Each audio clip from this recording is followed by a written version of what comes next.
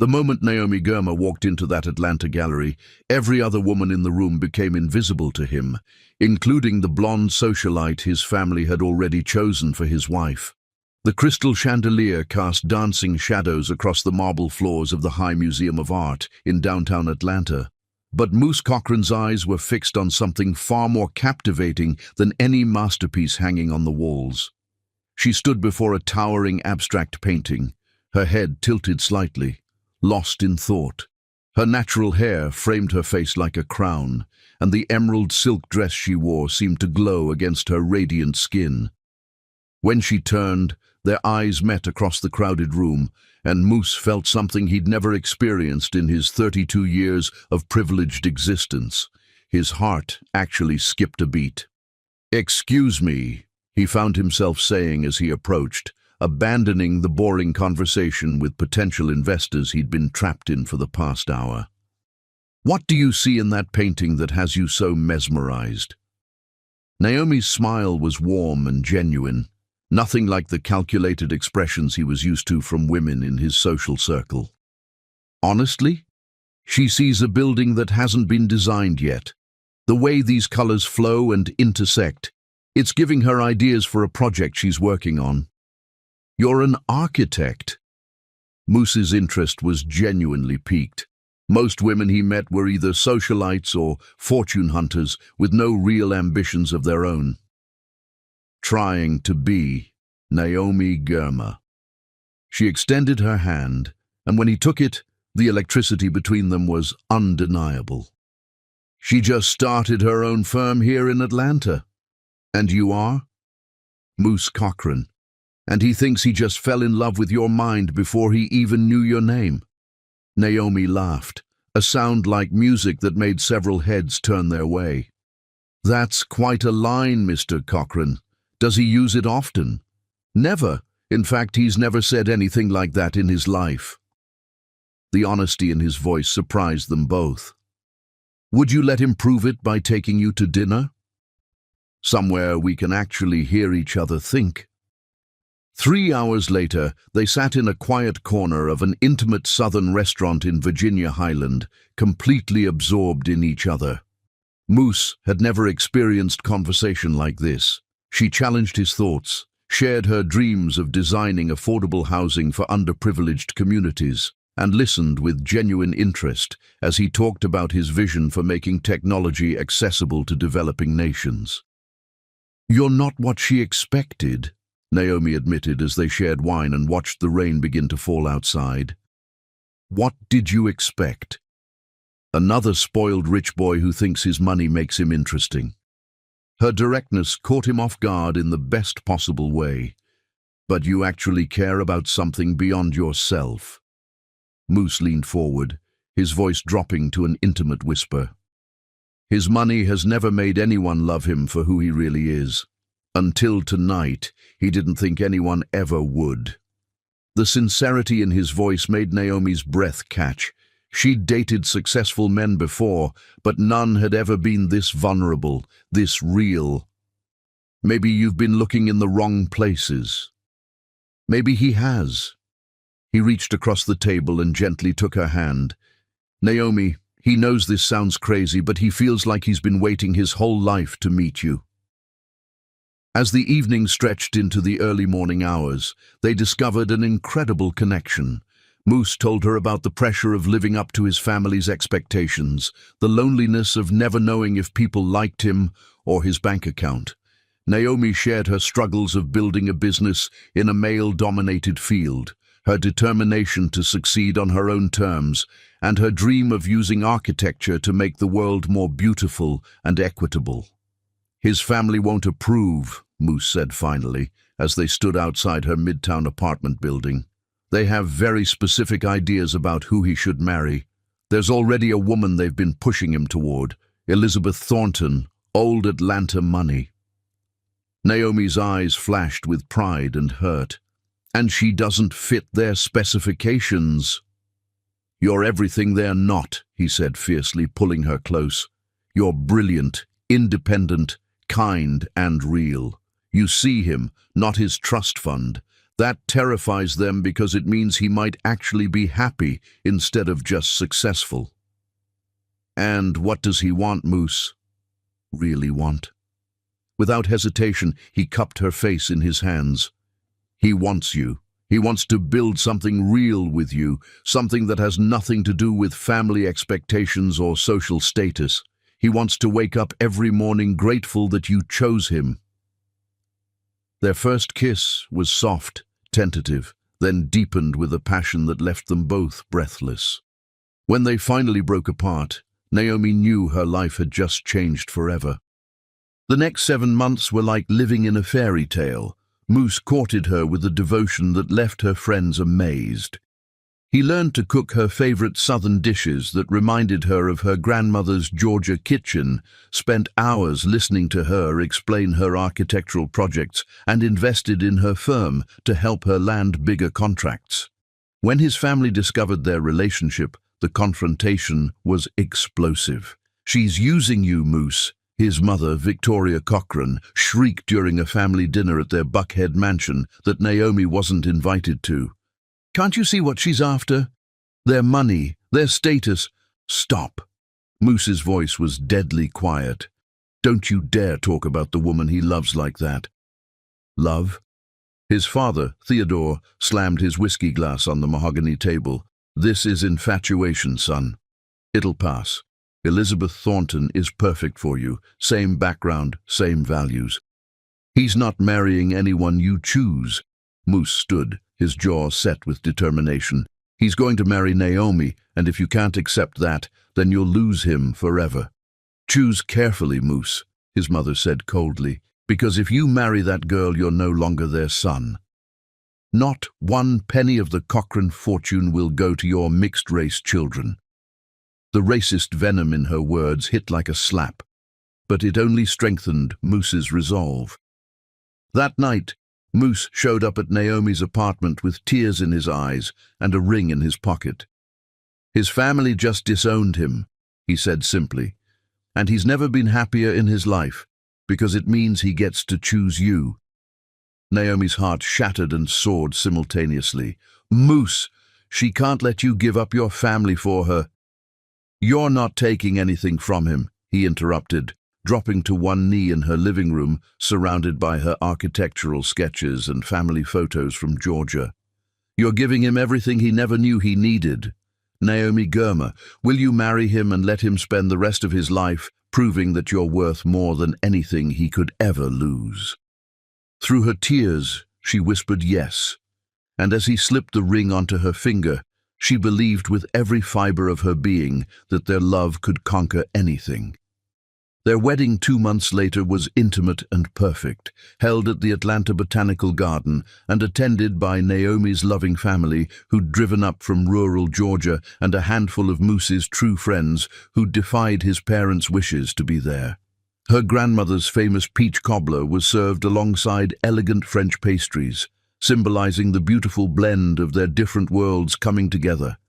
As they danced to their first song as husband and wife under the twinkling lights, Moose whispered in her ear, "You're his whole world now, Mrs. Cochran. Nothing else matters." Naomi pressed her cheek against his chest, feeling his heartbeat, and whispered back, "Promise her that no matter what happens, we'll always choose each other first." "Always," he said, holding her tighter. "You and their future babies are all he'll ever need." Looking back, Naomi would remember this moment as the last time she completely trusted another human being. Because sometimes the most beautiful promises are made by the most beautiful liars, and the greatest love stories begin with the seeds of their own destruction already planted in the soil of deception. But in that moment, dancing in her husband's arms in the heart of Atlanta, she was the happiest woman alive, completely unaware that the man holding her would soon learn that having everything wasn't enough. He'd want more. What happens when the perfect husband's appetite for excitement leads him down a path that will destroy everything beautiful they've built together? The fairy tale is about to become a nightmare. Chapter 2. The Perfect Husband's Perfect Lies. 18 months into their marriage, Moose brought Naomi coffee from her favorite Atlanta cafe every morning, kissed her growing belly, and whispered sweet promises, the same lips that had been kissing his secretary for the past 6 months. The morning sun streamed through the floor-to-ceiling windows of their Buckhead home as Naomi, now 30 years old and glowing at 16 weeks pregnant, stood in her home studio sketching designs for the new Children's Hospital of Atlanta expansion. Her architecture firm, Germa Design, had landed the prestigious contract just last month, and she was determined to create something that would bring healing and hope to the children who needed it most. "Good morning, little one," she whispered to her 4-month bump, her hand resting gently on the small but definite curve of her belly. "Mommy's designing a beautiful place where sick children can feel safe and loved." Her phone chimed with a text from Moose. "Thinking about you and their little miracle. Can't wait for the ultrasound this afternoon. You're his everything, beautiful." Today was a routine checkup, but in a few weeks they'd have their 20-week anatomy scan where they'd finally see their baby's face clearly. At 16 weeks, this would be their most detailed look yet, and Naomi could barely contain her excitement. What Naomi didn't know was that at that exact moment, 34-year-old Moose was lying in a suite at the Ritz-Carlton in downtown Atlanta, his arm wrapped around 29-year-old Sophia Smith's naked waist. Sophia, his personal assistant for the past 3 years and secret lover for the past 6 months, stirred in his arms. "Does he have to go?" Sophia murmured against his chest, her blonde hair spilling across his shoulder. "Can't he stay just a little longer?" Moose kissed the top of her head, his fingers tracing patterns on her bare skin. "You know he wishes he could, baby. But he has that board meeting at 10, and Naomi's ultrasound appointment is at 2. The casual way he mentioned his wife's name made Sophia's jaw tighten, but she'd learned not to push too hard.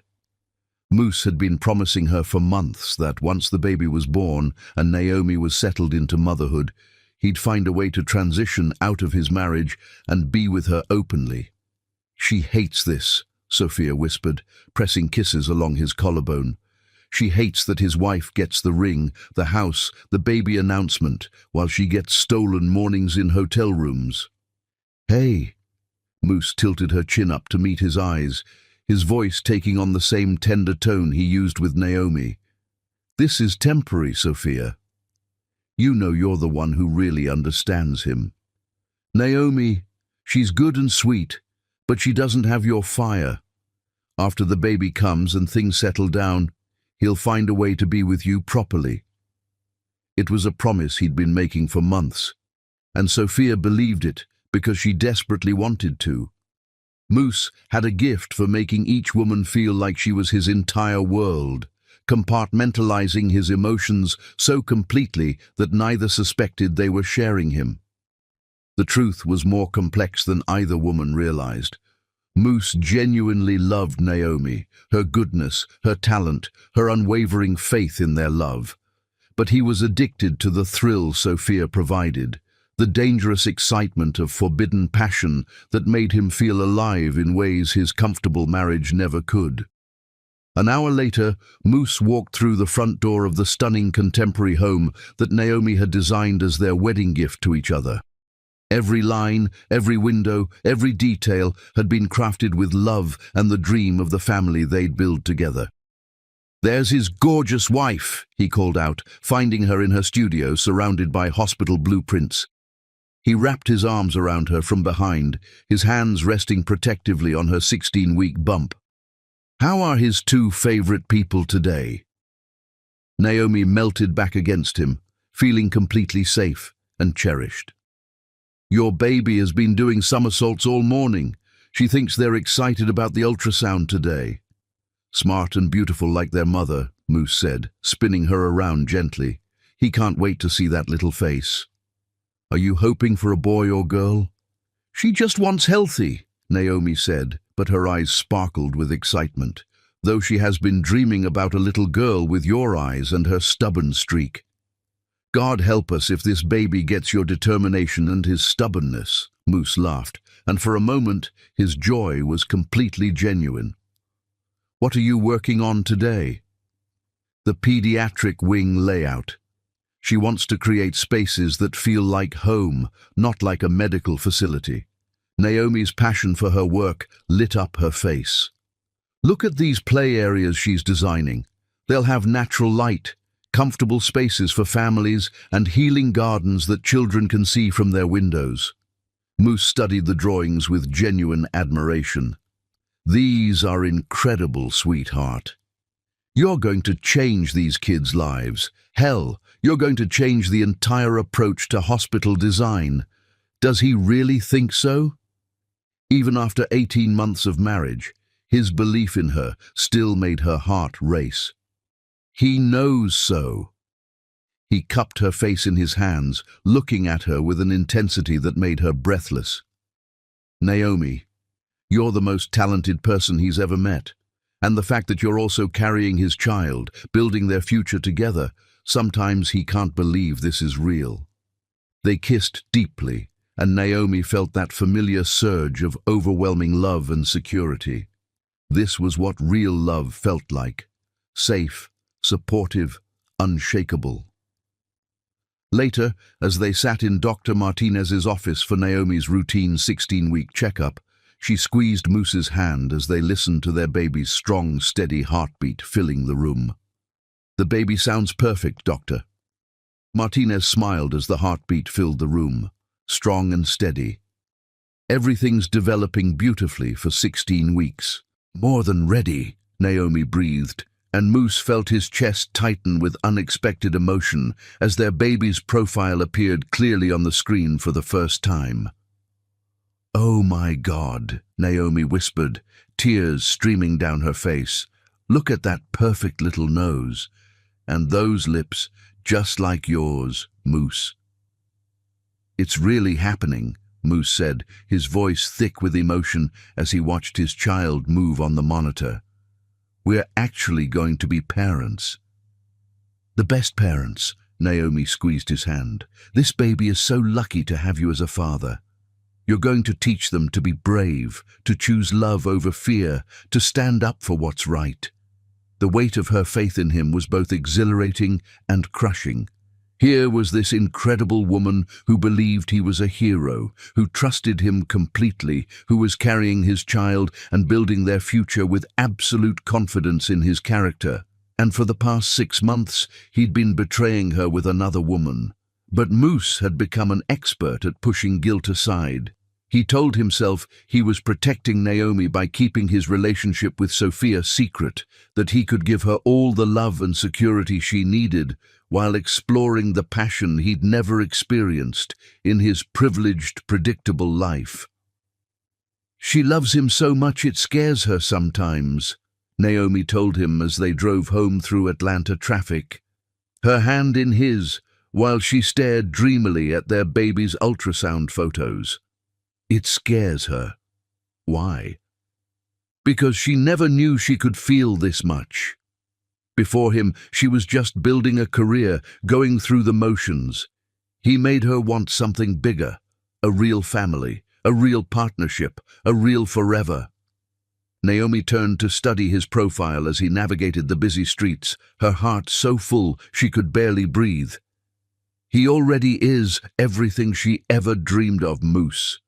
He's her hero, her safe place, her whole world. She trusts him with her life, with their baby's life, with her heart. Her words hit him like a physical blow, but he smiled and brought her hand to his lips. "And he'll never betray that trust, sweetheart. Never." As they pulled into the driveway of their dream home in the exclusive Ansley Park neighborhood, Naomi felt overwhelmed with gratitude for the life they'd built together. Every room held memories of laughter and intimacy. Every corner reflected their shared dreams and growing love. "What is she thinking about?" Moose asked as they sat in the car, both reluctant to break the spell of the perfect afternoon. "Just this, them. How impossibly blessed she feels." She turned to face him fully. "Moose, Promise her something. Anything. Promise her that no matter what challenges come their way, they'll always remember this feeling. This certainty that they're meant to be together. Promise her that he'll always choose them, choose their family, no matter what temptations come along. Moose looked into her trusting, loving eyes and felt something twist in his chest. He promises Naomi, you and their baby will always come first. Always. That evening, as Naomi worked on her hospital designs while he read pregnancy books aloud, Moose's phone buzzed with a text from Sophia. How did the ultrasound go? Is he still coming tomorrow night? He glanced at his wife, completely absorbed in creating something beautiful for sick children, and quickly typed back, perfect. And yes, same time tomorrow. The ease with which he lied, even to himself, should have terrified him. But Moose had convinced himself he was managing both relationships skillfully, giving each woman what she needed without either one suffering. He had no idea that in just 4 months his carefully constructed double life would explode in a way that would destroy everything he'd ever cared about. As Naomi drifted off to sleep in his arms that night, her hand resting on their growing baby, she whispered, "She's the luckiest woman in the world." And Moose, already planning tomorrow's rendezvous with Sophia, whispered back, "He's the lucky one." Neither of them knew that across town, Sophia was staring at her phone, growing more jealous and impatient with each passing day. The affair that had started as exciting rebellion was becoming a prison of stolen moments and empty promises, and patience, as Moose was about to learn, was not one of Sophia Smith's virtues. What happens when Sophia's jealousy reaches a breaking point and she makes a discovery that will change everything? The perfect marriage is about to face its greatest test. Chapter 3. 2 women, 1 devastating secret. The pregnancy test in Sophia's trembling hands showed 2 pink lines, and she knew that the man who promised to love only his wife was about to become a father to 2 babies born just 4 months apart. Sophia Smith stared at the pregnancy test in the marble bathroom of her Midtown Atlanta high-rise apartment, her hands shaking so violently she nearly dropped it. 2 pink lines, unmistakable, undeniable. She was 4 weeks pregnant with Moose Cochran's baby, and his wife was already 18 weeks along with his other child. "This changes everything," she whispered to her reflection in the mirror. Her blonde hair was disheveled from their passionate afternoon together just 3 hours earlier, when Moose had whispered promises about their future after he sorted things out with Naomi. The timing couldn't have been worse, or better, depending on how she looked at it. Moose's affair with her had started when Naomi was so focused on establishing her new architecture firm that she barely noticed her husband's wandering attention. What had begun as stolen glances and late-night work sessions had evolved into a full-blown relationship that had been going on for nearly 7 months now. 20 minutes later, she was pacing her living room, phone in hand, rehearsing what she would say. Moose had just left to go home to Naomi for their weekly ultrasound appointment, something that never failed to make Sophia's blood boil with jealousy. How could he be so tender with both of them? How could he make each of them feel like they were his entire world? Meanwhile, across town in Ansley Park, Naomi was getting ready for their doctor's appointment, humming softly as she chose a dress that would accommodate her 18-week bump.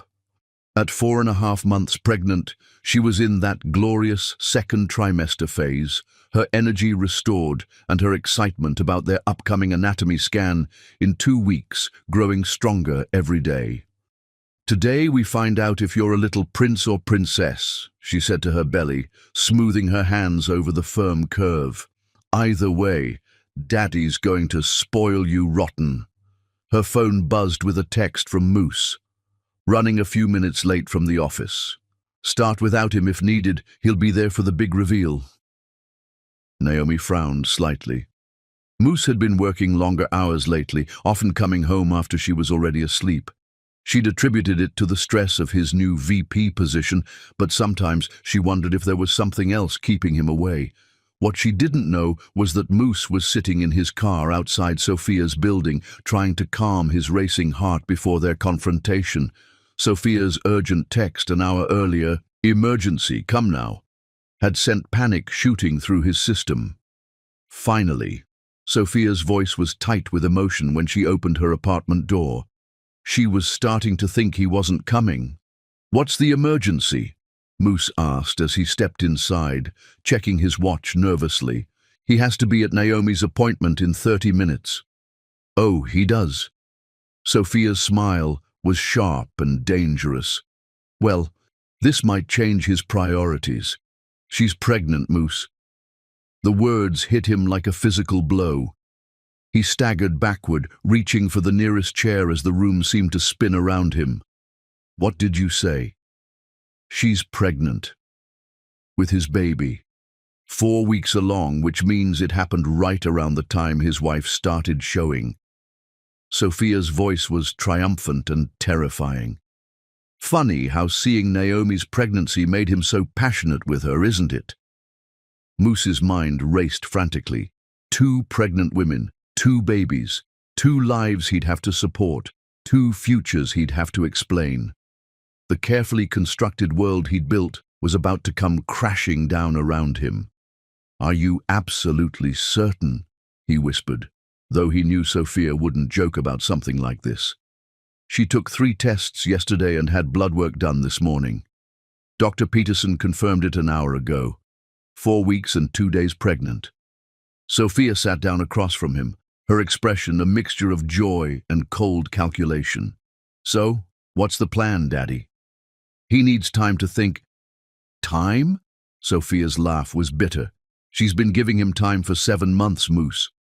Time to choose her, time to leave his wife, time to build a real life together. Well, now nature's made the choice for him." "What do you mean?" "She means that his wife is going to find out one way or another.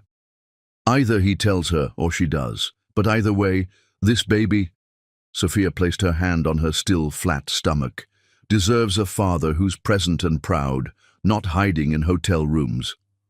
Moose checked his watch again, panic rising in his throat. He has to go. Naomi's appointment is more important than the woman carrying his other child? Sophia's voice turned dangerously sweet. "Interesting priorities." "That's not what he meant. It's exactly what he meant. Go, Moose. Run to your perfect little wife and your perfect little appointment. But remember while you're holding her hand and cooing over ultrasound pictures that there's another baby, his baby, that he's completely ignoring." 15 minutes later, Moose rushed into Dr. Martinez's office, where Naomi was already lying on the examination table, her shirt pulled up to reveal her rounded belly. She looked so beautiful, so trusting, so completely unaware that her husband had just learned he was going to be a father twice over. "There he is," Naomi said with relief when she saw him. She was worried he'd miss it. "He wouldn't miss this for the world," Moose said, taking her hand and trying to push thoughts of Sophia out of his mind. "How's everything looking, Doctor?" "Martinez?" "Perfect." The doctor smiled as she moved the ultrasound wand across Naomi's belly. "Baby's developing beautifully, strong heartbeat, good size, very active, and if you want to know the gender—" "Yes," Naomi said excitedly, squeezing Moose's hand. "We've been dying to know. Congratulations, you're having a little girl." Naomi burst into tears of joy, and Moose felt his heart clench as he watched their daughter move on the screen. She was real. She was healthy, and she was going to be born into a world where her father was living a lie. "A daughter," Naomi sobbed happily. "She's going to be beautiful and strong and brave, just like her daddy taught her to be." As they drove home, Naomi chatted excitedly about nursery colors and names, while Moose's phone buzzed continuously with texts from Sophia. Each message was a reminder of the impossible situation he'd created, the double life that was becoming harder to maintain with each passing day. "Maya," Naomi said suddenly. "If we name her Maya, It means illusion in some cultures, but in others it means mother or goddess. She likes the idea of their daughter having a name that means strength. Maya Cochrane, Moose repeated, and the name felt like both a blessing and a curse. It's perfect. That night, after Naomi fell asleep with her hand on her belly and baby name books scattered around the bed, Moose slipped out to his study and called Sophia back. "How did the appointment go?" she asked, her voice carefully controlled. "It's a girl." "Maya, she's healthy and perfect." Despite everything, pride crept into his voice. "How nice for them," Sophia said coldly. "And what about this baby? What about their child? Does he even care that there are 2 little lives depending on him now? Of course he cares." "Then prove it. She wants an answer, Moose. Is he going to leave his wife and be with her, or is she going to raise their child alone while he plays happy family?" "Sophia, please, just give him more time." "She's given him 7 months. She's not giving him any more. He has 2 weeks to make a choice, or she'll make it for him." "What does that mean?" "It means she'll tell Naomi everything. About the affair, about the baby, about all the lies he's been telling. His perfect little wife deserves to know what kind of man she really married." The threat hung in the air like a bomb waiting to explode. Moose had always been able to charm his way out of difficult situations, but this was different. This was real consequences for real choices, and for the first time in his life, he couldn't manipulate his way to a solution that gave him everything he wanted. 2 weeks, Sophia repeated, and Moose. She'd choose carefully if she were him, because this baby is going to need a father, and if it can't be him, she'll find someone who actually wants the job. As the line went dead, Moose sat in his study surrounded by photos of his life with Naomi, their wedding, their first home, ultrasound pictures from today, and realized he'd created a situation that had no good solutions. In 2 weeks, his world would either change forever or it would explode completely. And for the first time since he'd started this affair, Moose Cochrane wasn't sure he was smart enough to find a way out. What happens when Sophia's patience finally runs out and she decides to force Moose's hand in the most devastating way possible? The countdown to destruction has begun. Chapter 4. The Calm Before the Storm. While Naomi glowed with the radiance of a woman 6 months pregnant and completely loved, Sophia was across town at 8 weeks along, planning exactly how she would destroy that perfect little fantasy.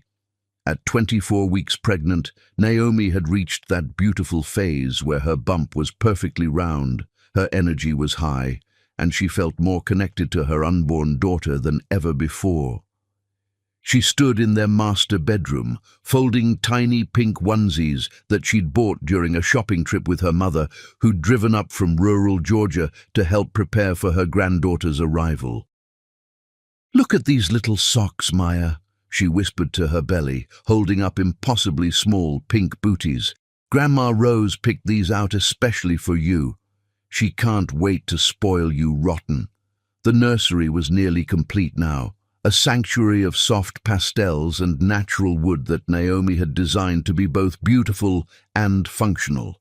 The crib was positioned to catch the morning light, and she'd painted a mural of Georgia peach blossoms on one wall as a tribute to her heritage. Her phone chimed with a text from Moose. "Stuck in another late meeting. Don't wait up. He'll be home after midnight. Love you both."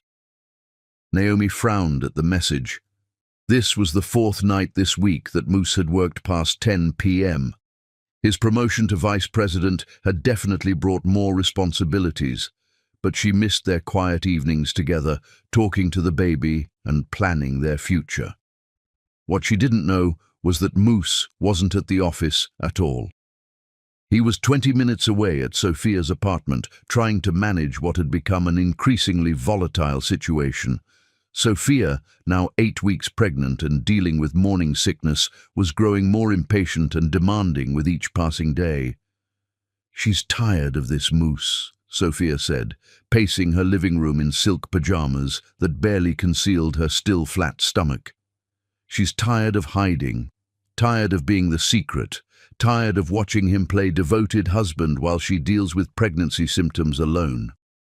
"You're not alone," Moose said, pulling her close and trying to soothe her with the same gentle touches that usually calmed Naomi. "He's here, isn't he? He's been here every night this week." "For a few hours before he runs home to her," Sophia snapped, pulling away from him. "Do you know what it's like, Moose? Throwing up every morning while knowing that his wife gets breakfast in bed and foot rubs and all the things a pregnant woman should get from the father of her baby." The accusation hit its mark.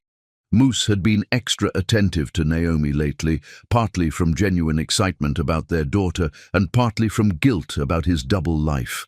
He brought her morning coffee, rubbed her swollen feet, and talked to Maya through Naomi's belly every night. "After Maya is born," he said desperately, "things will be different. Naomi will be focused on the baby, and he'll have more freedom to be with you properly." "And what about this baby?" Sophia's hand moved to her stomach. "What about their child? Is this baby supposed to just wait in the shadows while he plays father to his legitimate daughter?"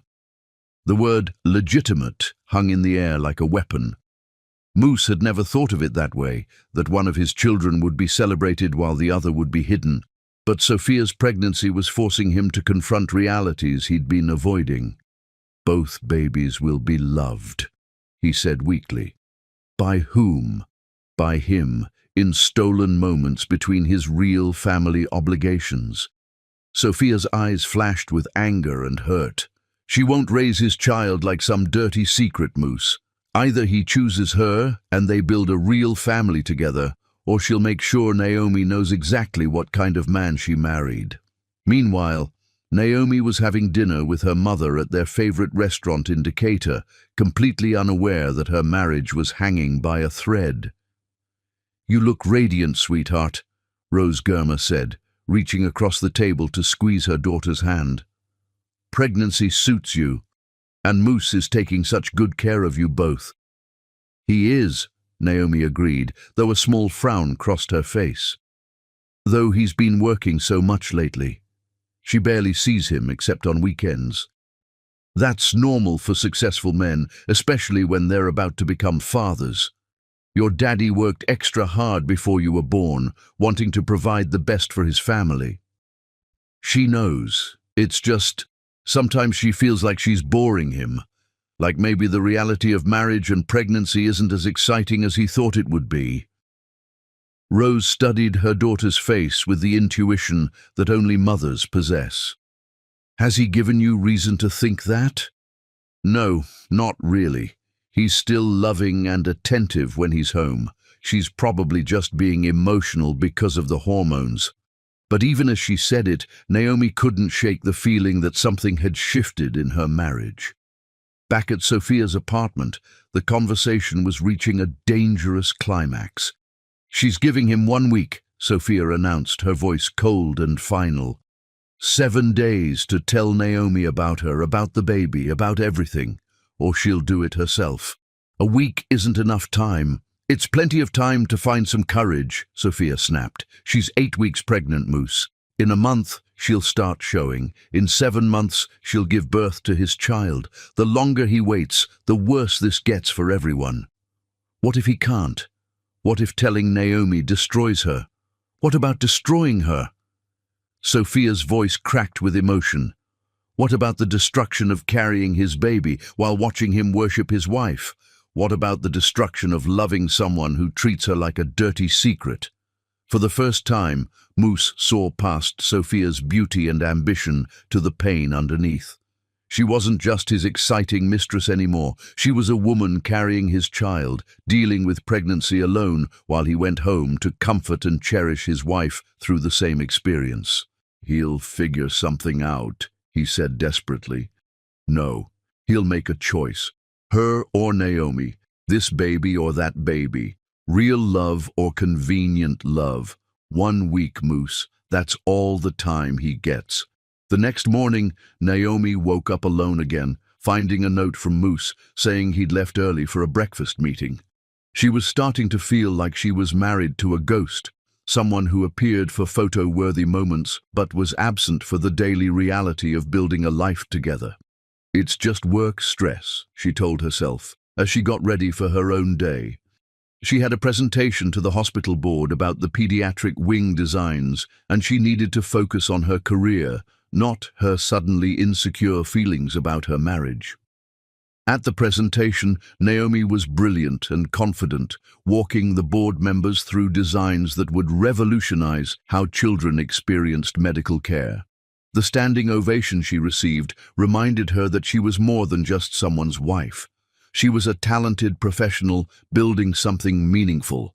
But even in her moment of triumph, she found herself wishing Moose was there to celebrate with her. The way he used to be before work became his excuse for everything. That evening, when Moose finally came home at nearly midnight, he found Naomi asleep on the couch, surrounded by baby books and fabric samples for the nursery. She looked so peaceful, so trusting, with one hand resting on her belly where their daughter was growing. The sight of her should have filled him with love and gratitude. Instead, all he could think about was Sophia's ultimatum and the impossible choice he was being forced to make. "Naomi," he whispered, gently waking her. "Come to bed, sweetheart. Sleeping on the couch isn't good for you or Maya." You're home," she murmured sleepily, allowing him to help her up. "How was your day?" "Long," he said, which was at least partially true. "How was the presentation?" "They approved the designs unanimously. The pediatric wing is going to be everything she dreamed of." Even half asleep, Naomi's excitement about her work shone through. "He's so proud of you," Moose said, and in that moment he meant it completely. "You're going to change so many lives with this project." She hopes so. She wants Maya to grow up seeing that Mommy uses her talents to help people. Naomi leaned against him as they walked upstairs. "Speaking of Maya, she's been very active lately. She thinks she's practicing soccer in there." As they got ready for bed, Moose tried to memorize every detail of this domestic bliss, Naomi brushing her teeth while humming, the way she rubbed lotion on her belly while talking to their daughter, the trust in her eyes when she looked at him. In 1 week, it might all be gone. "Moose?" Naomi's voice was soft as they lay in bed, her back curved against his chest while his hand rested on her bump. "Promise her something." His heart clenched. "What?"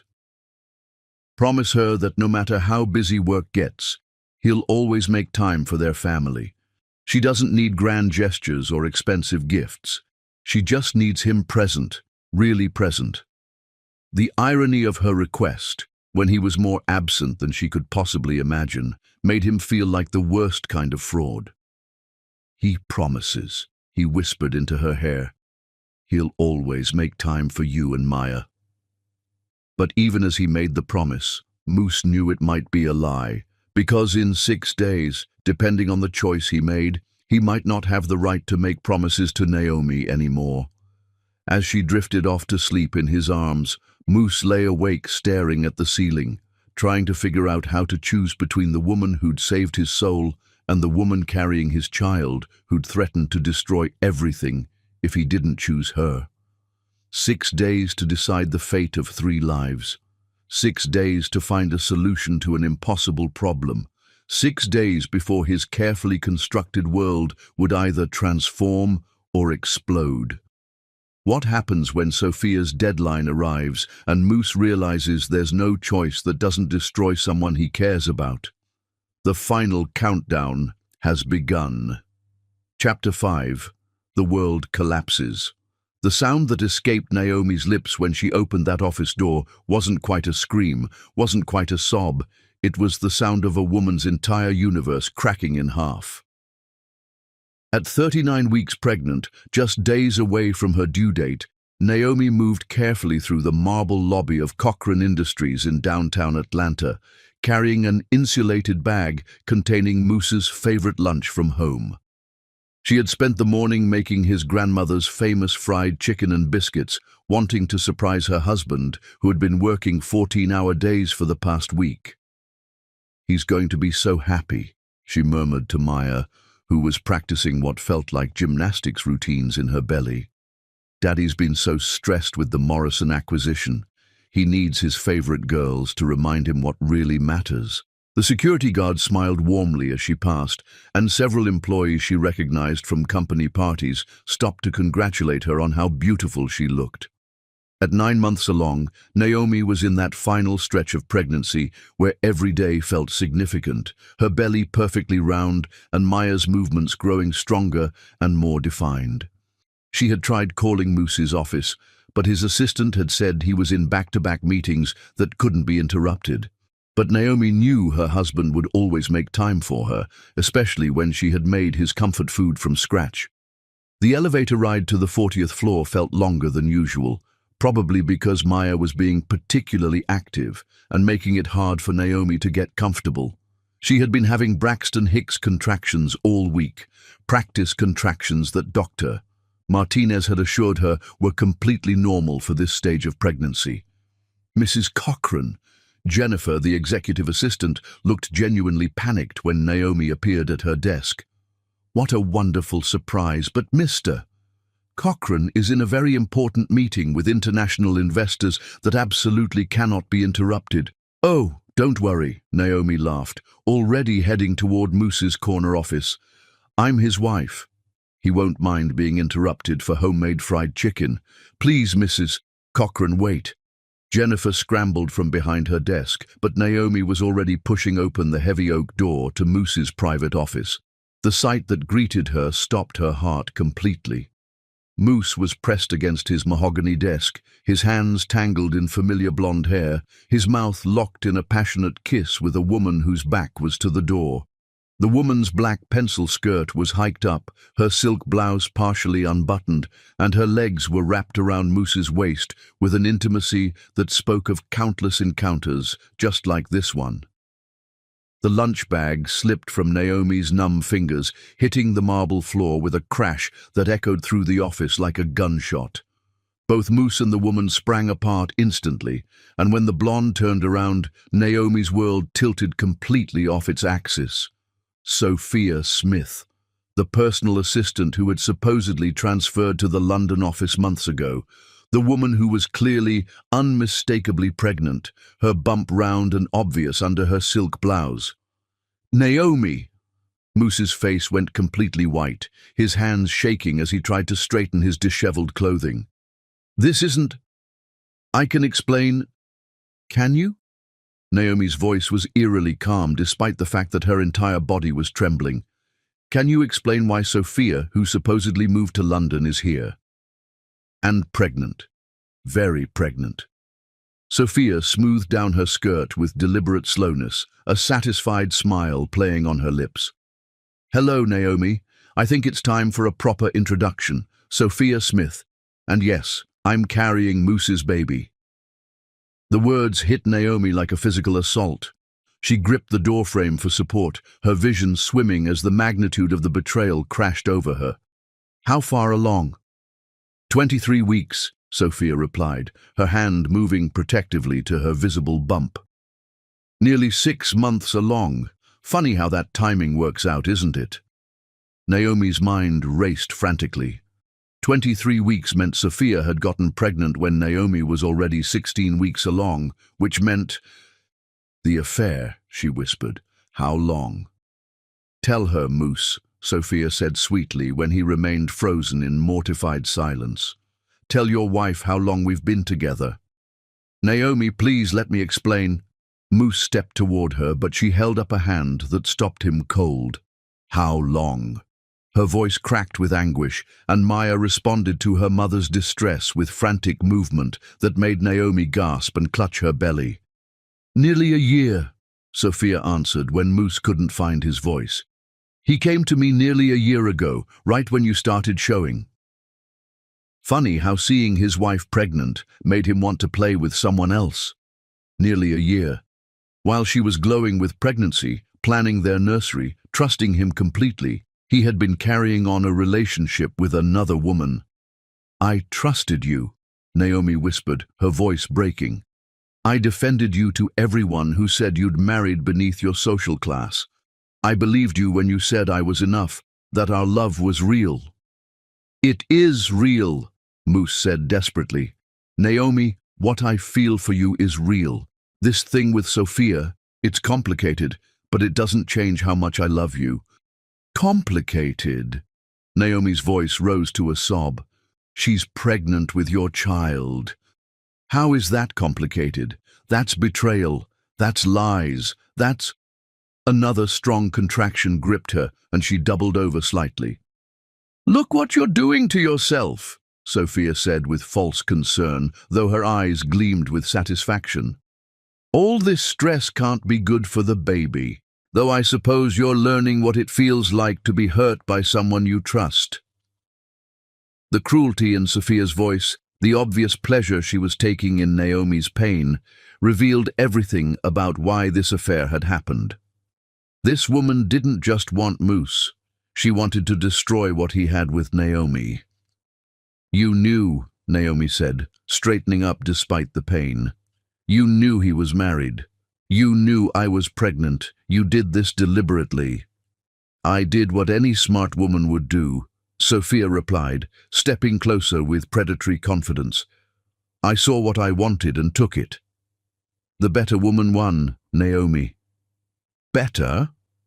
Naomi's voice was deadly quiet now. "Better women don't sleep with married men. Better women don't deliberately destroy families. You're not better. You're just willing to accept scraps of attention that I would never settle for." "Scraps?" Sophia's composure cracked slightly. "He's been choosing my bed over yours for nearly a year. He's been—" "Stop!" Moose finally found his voice, stepping between the two women. "Both of you, just stop. This isn't how anyone should find out about—" "About what, Moose?" Naomi's voice cut through his attempt at damage control. "About your other life? About the fact that everything you've said to me for the past year has been a lie?" "Not everything was a lie." "Yes, it was!" The words tore from Naomi's throat with such force that both Moose and Sophia stepped back. "Every I love you, every promise about our future, every tender moment, all of it was performance while you were building a real relationship with her." Another contraction gripped her, stronger this time, and Naomi felt a wetness between her legs that made her panic. "Something's wrong," she gasped, looking down to see fluid on the marble floor. "Her water just broke," Sophia observed with clinical detachment. "Looks like baby Maya is ready to meet her cheating father." "Call 911!" Moose shouted, finally snapping into action. But as he reached for his phone, he found himself caught between his wife, who was clearly going into labor, and Sophia, who was watching the chaos with satisfaction. "Don't," Naomi said quietly, even as another contraction made her grip the doorframe. "I'll call myself. I don't need anything from you." "Naomi, you're in labor." "Yes, I am. And my daughter is about to be born into a world where her father is a liar and a cheat. Congratulations, Moose. You've managed to ruin the most important day of our lives." As Naomi carefully made her way toward the elevator, leaving behind the shattered remains of her marriage and the two people who had destroyed it, she felt something powerful awakening inside her chest. It wasn't just labor pains. It was the birth of a woman who would never again accept being treated as less than she deserved. Maya was coming, and maybe that was fitting. Maybe her daughter was as eager as she was to start a new life, free from the lies and betrayal that had poisoned what should have been the happiest time of their lives. "It's just you and me now, baby girl," Naomi whispered as the elevator doors closed on her old life. "And Mommy's going to make sure that's more than enough." The contractions were getting stronger, but so was her resolve. By the time this day was over, she would be a mother. And she would be free. Chapter 6. Rising from the Ashes.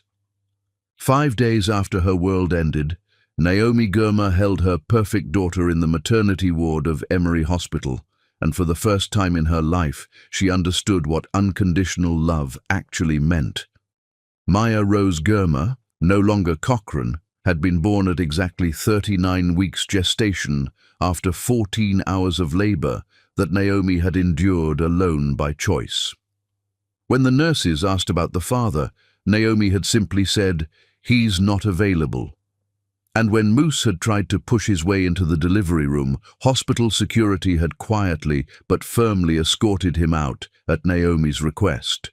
Now, as dawn light filtered through the hospital room windows, Naomi gazed down at her daughter's perfect face and felt a love so fierce it took her breath away.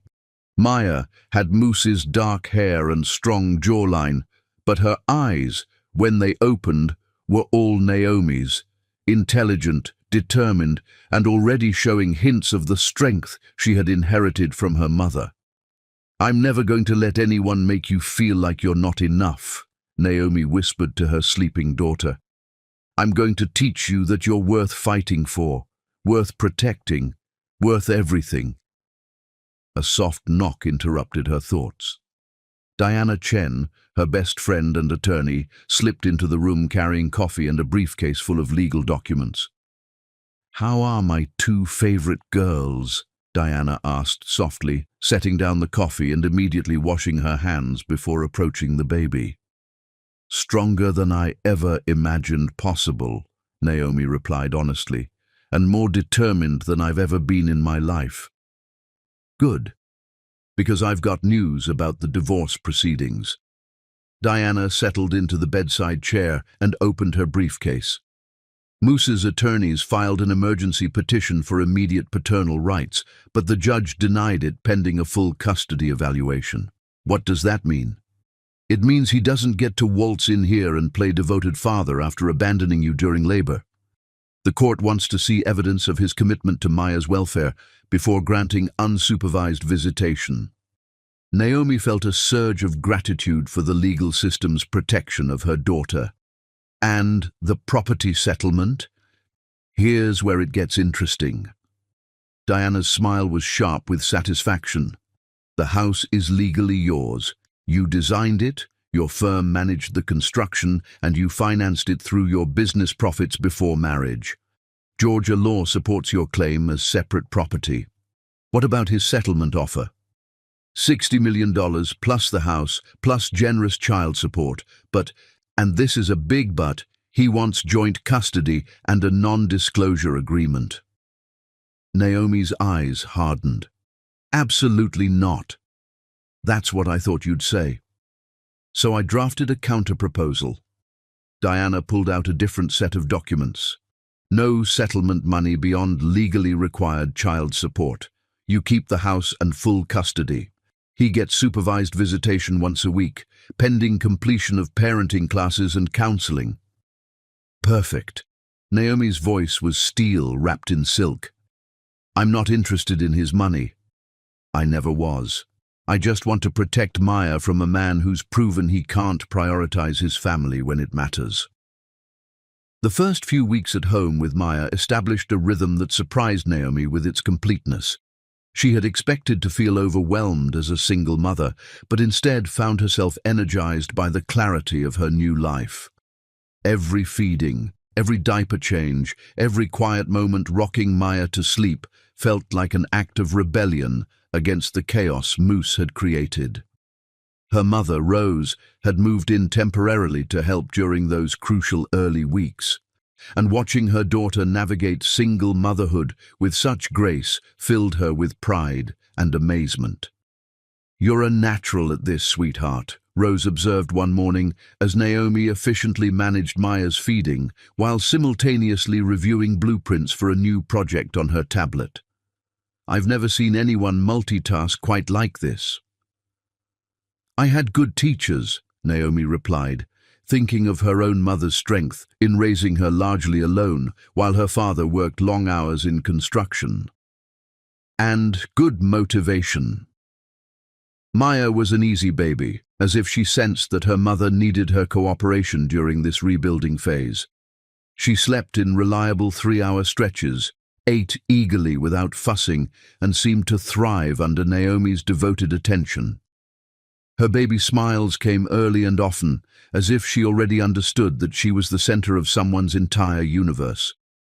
The transformation of her home office into a space that accommodated both professional excellence and motherhood became a symbol of her new identity.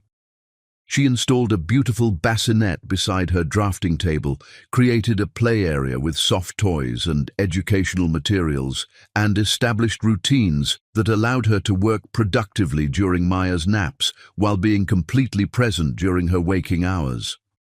Client meetings were rescheduled to accommodate feeding times, but rather than seeing this as a limitation, Naomi discovered that her approach to architecture had become more intuitive and human-centered. Designing spaces while caring for a baby gave her insights into how buildings could better serve families, how layouts could accommodate the real needs of people living complex lives. Professional opportunities began flowing in as word spread about the talented architect who had emerged from personal crisis stronger than ever. The hospital design that had brought her initial recognition was now being studied as a model for healing architecture, and requests for consultations were arriving from cities across the southeast. Over the following weeks, as Naomi recovered at home with Maya, she began building their new life with the same methodical precision she used to design buildings. Every decision was made with Maya's future in mind, every choice designed to create stability and strength. Moose tried everything to see his daughter. He sent flowers that Naomi donated to the hospital where Maya was born. He sent expensive gifts that she returned unopened with notes asking that he donate the money to charity instead. He wrote increasingly desperate letters that she filed away unread for Maya to decide about when she was older. He called constantly until Naomi changed her number, hired a service to screen her calls, and made it clear through Diana that all communication needed to go through their attorneys. His attempts at manipulation became more creative and more pathetic. He showed up at her favorite coffee shop in Virginia Highland, hoping for an accidental encounter, but Naomi simply ordered her drink and left without acknowledging him. He had mutual friends call to plead his case, but most of their former social circle had already chosen sides based on the dramatic way their marriage had ended.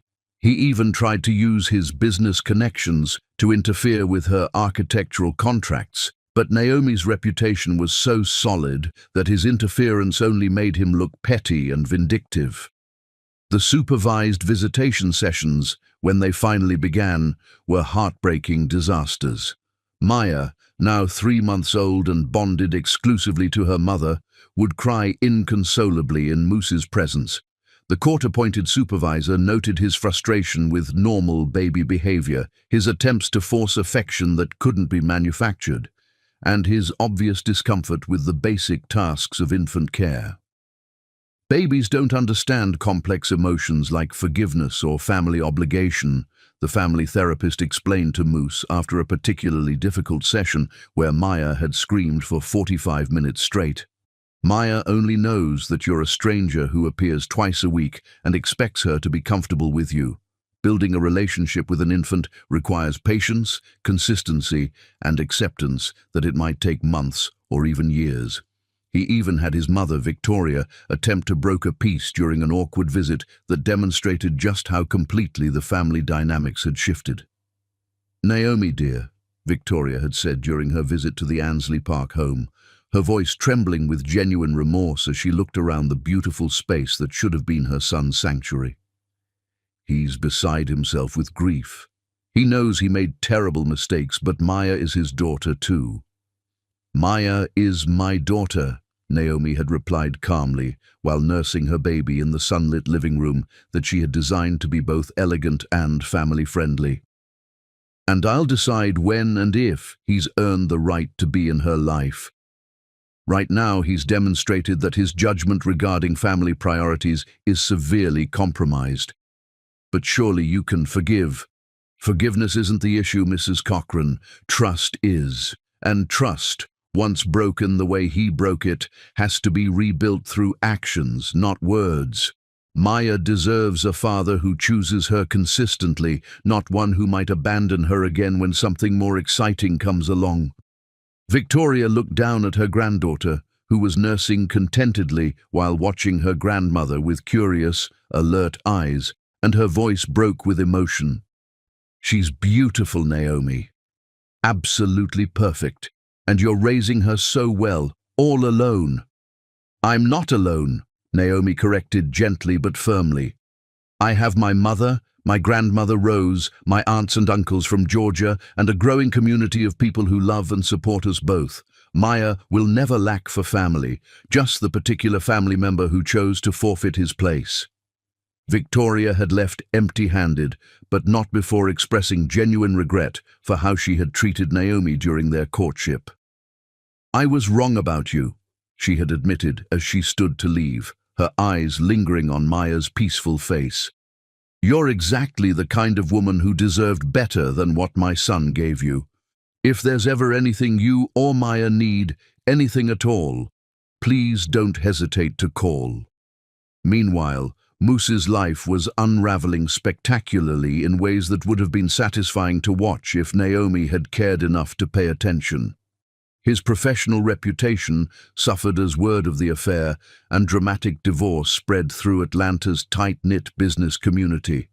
Deals fell through when partners questioned his judgment and character. His drinking increased as he struggled with the isolation that came from losing not just his family, but the respect of his peers. Sophia had given birth to their son, Michael, 4 months after Maya, but their relationship had imploded almost immediately after the birth. Sophia had expected Moose to leave Naomi after discovering her pregnancy, but when he had tried to maintain relationships with both families after Maya's birth, she had realized he was never going to choose her completely.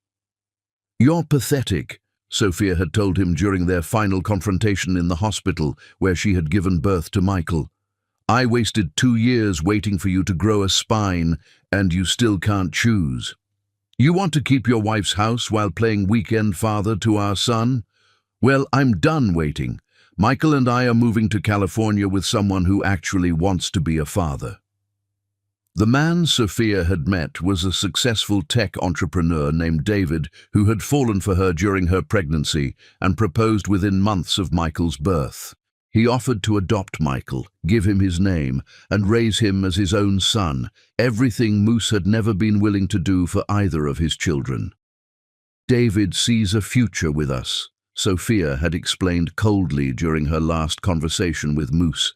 "He wants to be Michael's father, not just his weekend visitor. He wants to build a real family, not juggle secret relationships. You had 2 chances to be a real father, Moose, and you chose yourself both times."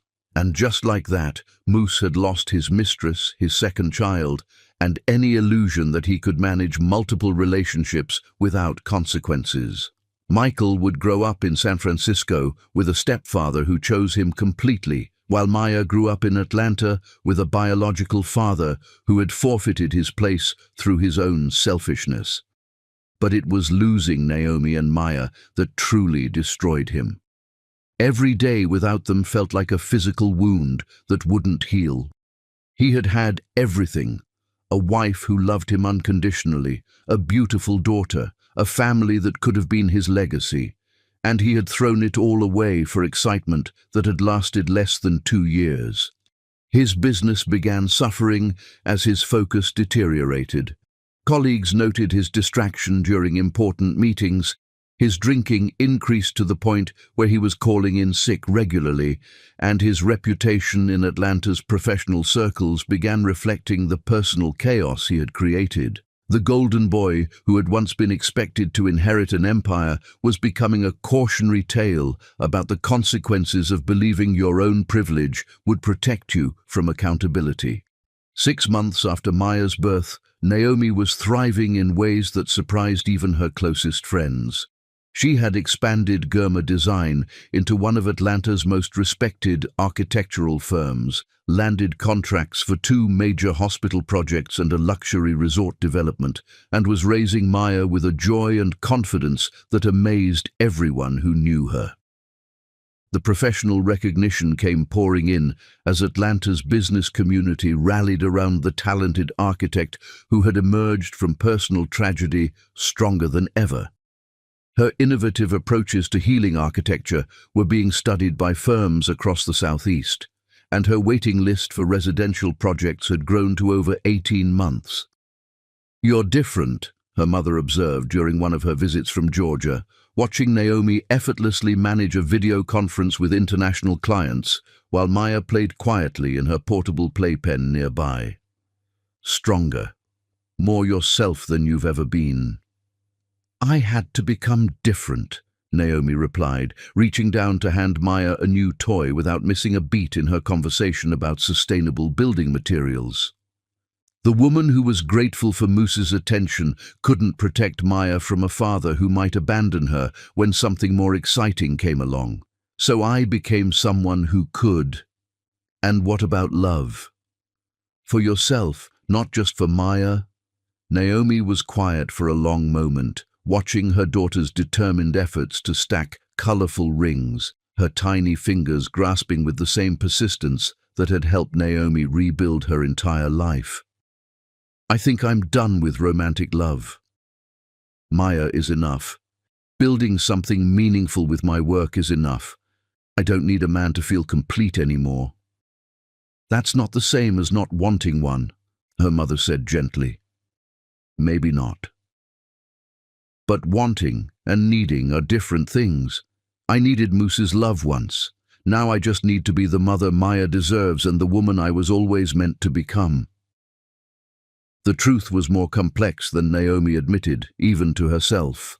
Late at night, when Maya was sleeping and the house was quiet, she sometimes imagined what it would be like to share her triumphs with someone who truly understood their value. She thought about lazy Sunday mornings with a partner who wanted to build something lasting, someone who would see Maya not as baggage, but as a blessing. But those dreams felt dangerous, like luxuries she couldn't afford. The cost of trusting the wrong person again was too high when Maya's security was at stake. Maya's development became a source of constant joy and wonder. At 6 months, she was already showing signs of the intelligence and determination she had inherited from her mother. Her eyes would track Naomi's movements around the room with an intensity that suggested she was studying and learning from everything she observed. When Naomi worked at her drafting table, Maya would lie on her back nearby, making soft cooing sounds as if she was offering commentary on the designs. The bond between mother and daughter was extraordinary to witness. Maya seemed to sense Naomi's moods, becoming more active and playful when her mother was happy, more calm and clingy when work stress made Naomi tense. During feeding times, she would gaze up at Naomi with such trust and adoration that it sometimes brought tears to her eyes. Maya's first laugh came at 5 months, a delighted giggle that erupted when Naomi was making silly faces during a diaper change.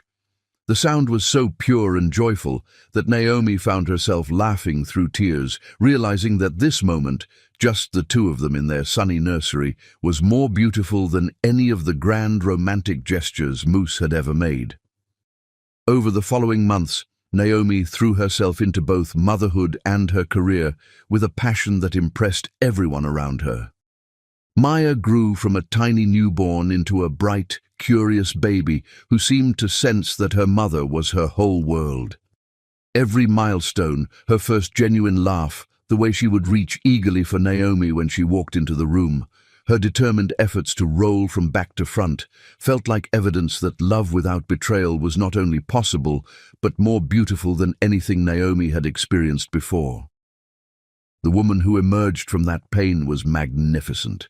She was confident without being bitter, strong without being closed off, and absolutely devoted to creating a life so beautiful that she would never again be tempted to settle for being someone's second choice. Her architectural work took on new depth and meaning as she poured her experiences of rebuilding into designs that helped others heal. The children's hospital wing became her masterpiece, a space that turned medical treatment into an experience of hope and beauty, where natural light and carefully designed play areas created environments that supported both healing and family bonding. Corporate clients began seeking her out specifically because her buildings seemed to understand human nature in ways that purely technical designs never could.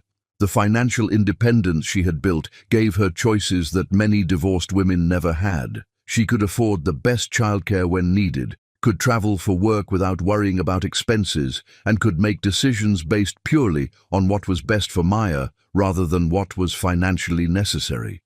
When Maya turned 9 months old, reaching for everything within her grasp and babbling constantly as if narrating her discoveries, Naomi realized she had created something remarkable.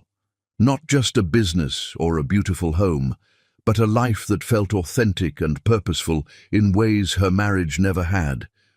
But late at night, when Maya was sleeping peacefully in her crib and the house was quiet, Naomi sometimes wondered if she would ever trust another man enough to let him into their carefully constructed sanctuary.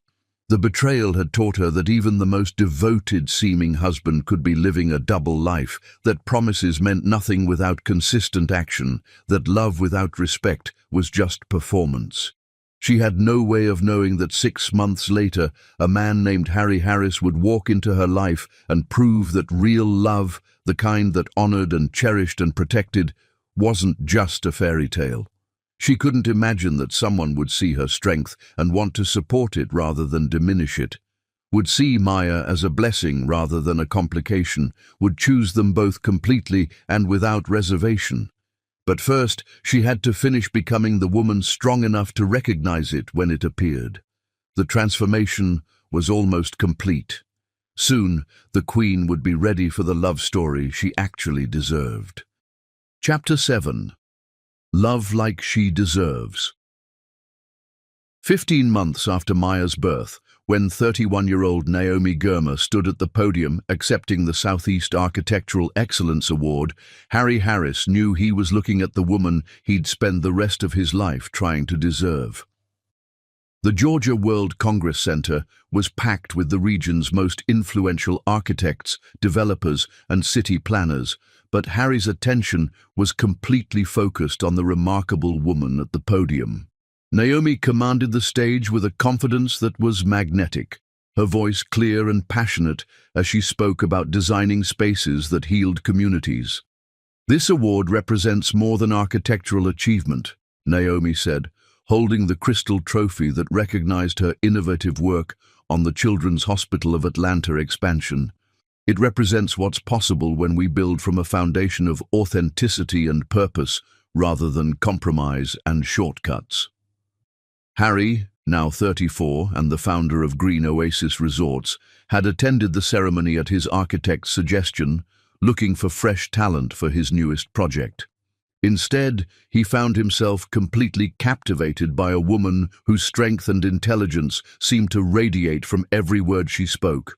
"Who is she?" he whispered to his colleague David Richardson. "Naomi Girma, brilliant architect, single mother, survivor. There was a messy divorce from the Cochrane heir about a year ago, but she's rebuilt her life and career stronger than ever." Harry couldn't take his eyes off her as she left the stage, moving with the kind of grace that came from surviving something devastating and emerging victorious. When she stopped to network with other attendees, he noticed how people gravitated toward her, drawn by something authentic and inspiring.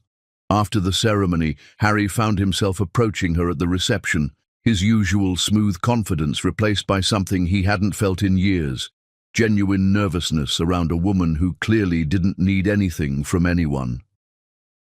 "Miss Girma, Harry Harris."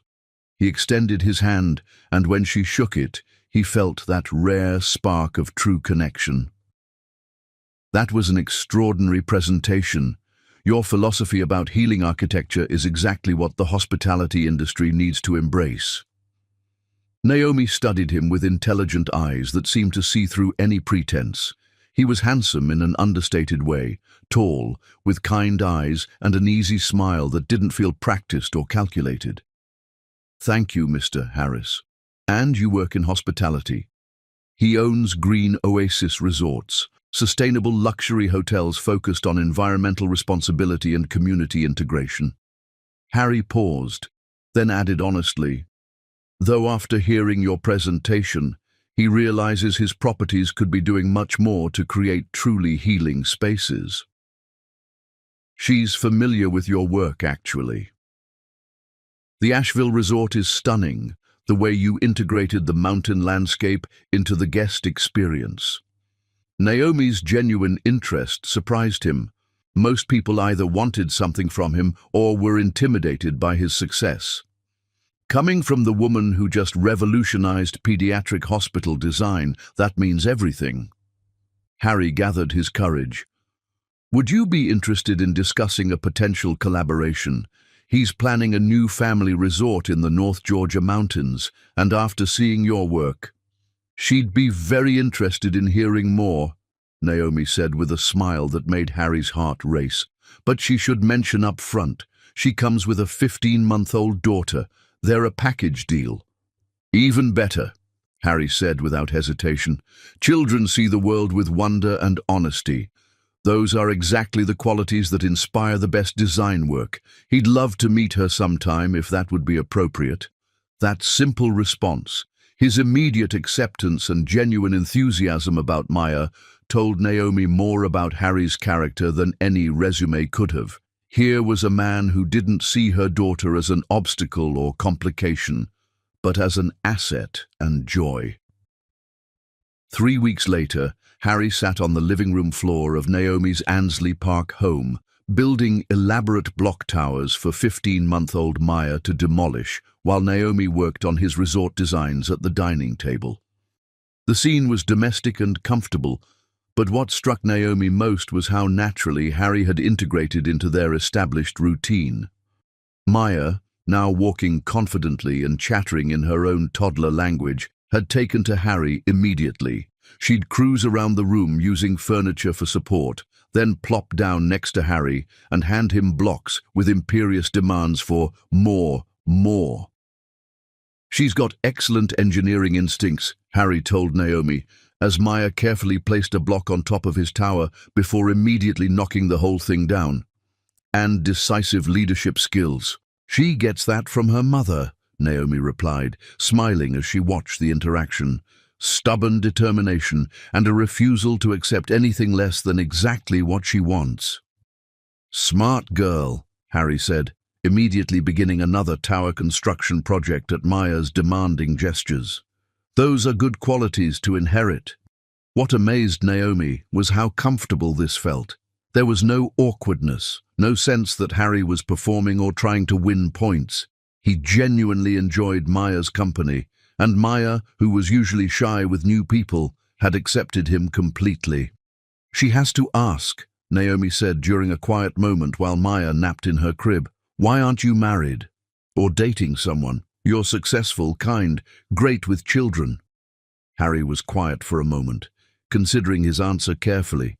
He was married once, actually. College sweethearts who grew into different people. They divorced amicably 5 years ago. No children, just two people who realized they wanted different futures. And since then? He dated but never found anyone who made him want to change his bachelor lifestyle. Until now. His eyes met hers with an intensity that made her breath catch. He hasn't been looking for someone to complete him, Naomi. He's been waiting for someone who was already complete on her own. The honesty in his voice was both thrilling and terrifying.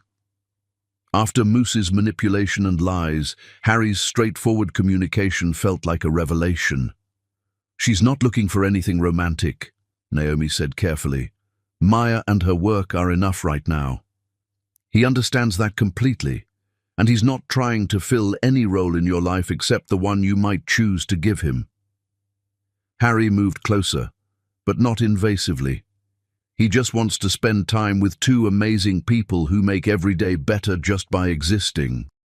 Over the following months, Harry became a constant but never overwhelming presence in their lives. He brought coffee when Naomi worked late on projects but never expected to stay. He installed a car seat in his Tesla so he could help with Maya's transportation to daycare, but never assumed he had parental authority. He learned Maya's bedtime routine and favorite songs, but always deferred to Naomi's rules and preferences. Most importantly, he never once made Naomi feel like she owed him anything for his kindness. "She doesn't understand you," Naomi told him one evening as they sat on her back porch while Maya played in her sandbox nearby. Most men would have expectations by now. They'd want to know where this relationship is going, what they're getting out of spending so much time with a single mother. "Most men are idiots," Harry replied simply, watching Maya carefully sort her toys by color with the intense concentration that only toddlers possessed. What he's getting is the privilege of knowing two incredible people who make him want to be better every day. "But don't you want more? Romance, intimacy, a traditional relationship?" Harry turned to look at her fully, his expression serious but gentle. "He wants whatever you want to give him, Naomi. If that's friendship, he's grateful. If that's eventually something more, he'd be honored. But he's not keeping score or waiting for some relationship milestone. He's just happy to be here." That night, after Harry had gone home and Maya was sleeping peacefully, Naomi stood in her bathroom mirror and really looked at herself for the first time in months. The woman staring back at her was different from the one who'd married Moose 3 years ago. This woman had lines of experience around her eyes, a strength in her posture that came from surviving betrayal, and a confidence that no longer depended on anyone else's validation. She was also, she realized with surprise, ready to love again. Not because she needed to be loved, but because she'd found someone worthy of her love. The next morning she called Harry with her heart pounding. "Good morning, beautiful," he answered, and she could hear the smile in his voice. "She has a proposition for you." He's listening. "Maya's going to her grandmother's this weekend. Would you like to have dinner, just the two of them?" The pause that followed was pregnant with possibility. "He would love nothing more," Harry said softly. "Should he pick her up at 7? 7 is perfect." That Saturday evening, as Harry arrived at her door with flowers that he'd clearly chosen for their meaning rather than their expense, white roses that symbolized new beginnings, Naomi felt something she'd thought was lost forever. Hope. Not desperate hope that grasped at any possibility of love, but confident hope that recognized real partnership when it appeared. "You look stunning," Harry said as she opened the door, but his eyes held something deeper than appreciation for her appearance. They held recognition of who she was, beyond the beautiful exterior. "She feels like herself again," Naomi replied honestly, "for the first time in a very long time." As they drove to dinner, talking easily about everything and nothing, Naomi realized that this was what she'd been missing in her marriage to Moose. Not passion or excitement or grand romantic gestures, but simple compatibility. The comfort of being completely herself with someone who not only accepted but celebrated who she was. The evening stretched late into the night, filled with conversation that revealed how perfectly aligned their values, dreams, and approaches to life were. Harry had built his business on principles of sustainability and community impact. Naomi had built her career on designs that prioritized human welfare over profit margins. They both believed in building things that lasted, that mattered, that made the world better. "She has to ask you something," Naomi said as they sat on her front porch as the evening wound down. "Anything." "Why her? Why a single mother with baggage and walls and a complicated situation?" Harry was quiet for a moment, choosing his words carefully. "Because she's not looking for someone to save her. She's not looking for someone to complete her. She's already complete, already strong, already magnificent, and he's never met anyone he respected more." "Respect?" Love without respect is just obsession or possession. Respect without love is just admiration. But love with respect. Harry's eyes met hers in the porch light. That's partnership. That's what he wants to build with you if you'll let him. And as he kissed her goodnight, softly, respectfully, with a promise of more beautiful things to come, Naomi finally understood the difference between being chosen and being cherished. This was what it felt like to be loved by a man who saw her strength as something to celebrate, not something to manage or diminish. What happens when Moose discovers that Naomi has found a love that makes their marriage look like a cheap imitation? His world is about to get much smaller. Chapter 8. The Desperate Ex-Husband. 18 months after losing everything that mattered, 35-year-old Moose Cochran sat in his car, watching another man live the life he'd thrown away, and his jealousy was becoming dangerous. From his BMW parked across the street, Moose watched Harry push 2-year-old Maya on the swing set in Piedmont Park, while Naomi spread out a picnic blanket nearby. The sight of his daughter giggling and reaching for Harry, calling him "ha-ha" in her sweet toddler voice, felt like a knife twisting in his chest. Maya was walking now, her chubby legs carrying her with determined purpose as she explored the playground. She had his dark hair, but Naomi's expressive eyes, and she was beautiful in the way that made strangers stop and smile. She should have been running to him, should have been calling his name, should have been the center of his world. Instead, she was building a bond with Harry Harris that grew stronger every day. It had been 12 months since Naomi had thrown him out of their home, 12 months of watching his life disintegrate piece by piece. His relationship with Sophia had ended in spectacular failure when she'd moved to San Francisco with their son Michael and her new husband, a venture capitalist who'd actually wanted to marry her and raise their child together. "You're toxic," Sophia had told him during their final video call. "You destroy everything you touch because you want everything but commit to nothing. Michael is better off never knowing you." Even his own son was lost to him now, growing up 3,000 miles away with a stepfather who would teach him values that Moose had never learned. His family's disownment remained absolute. His parents had never forgiven him for choosing Naomi over their wishes, and they'd certainly never forgiven him for destroying that marriage through his own selfishness. Theodore Cochran had publicly stated that Moose was no longer considered part of the Cochran legacy, and the family fortune that had once been his birthright was now being restructured to benefit charity instead of him. But it was losing Naomi and Maya that truly tortured him. Every night, he stalked their social media accounts from fake profiles, desperate for glimpses of the life they were building without him. Every photo of Naomi's success, every video of Maya's milestones, every image of their happiness with Harry was like salt in a wound that refused to heal. Today's torture was watching Harry teach Maya to feed ducks at the pond, while Naomi looked on with the kind of serene happiness that had once been reserved for him. The three of them looked like a perfect family, natural, loving, completely content with each other.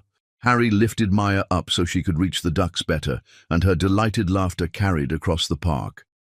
When she accidentally dropped the bread, Harry patiently helped her pick up each piece, never showing frustration or impatience with her toddler clumsiness.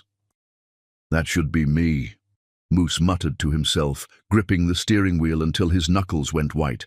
"That's my daughter. My family." But even as he said it, he knew it wasn't true anymore. Biology didn't make him Maya's father. Presence did. Love did. Consistency did. And Harry had been all of those things while Moose had been fighting a custody battle he was slowly losing. His supervised visitations with Maya had been disasters from the beginning. She didn't remember him, didn't trust him, and spent most of their court-mandated 2 hours together crying for mama and ha-ha. The family therapist had gently suggested that Moose needed to lower his expectations and focus on slowly building a relationship rather than demanding immediate father-daughter bonding. "Maya doesn't understand why she should love you," the therapist had explained during their last session. In her world, Harry is the man who reads her bedtime stories, comforts her when she's scared, and shows up every day. You're the stranger who appears twice a week and expects instant affection. The truth was devastating but undeniable. Harry had become Maya's father figure through action and presence, while Moose remained a biological footnote who'd missed every important moment of her life. His phone buzzed with a notification. Naomi had posted a new photo on her architectural firm's Instagram. She stood in front of the completed children's hospital wing she'd designed, holding Maya on her hip while Harry stood beside them. The caption read, "Celebrating the opening of the Maya Germa Healing Garden, with the two people who inspire every design." The Maya Germa Healing Garden. She'd named part of the hospital after their daughter, his daughter, and Harry was standing there like he had every right to be part of that honor. Unable to contain his rage any longer, Moose got out of his car and walked toward the picnic area where his former family was enjoying their perfect afternoon. "Excuse me?" he said, his voice carrying more aggression than he'd intended. All three of them looked up. Maya immediately moved closer to Harry, sensing tension even at her young age. Naomi's expression became carefully neutral, the warm happiness draining from her face. "Moose," she said calmly, "this isn't your scheduled visitation day. He wanted to talk to you about them."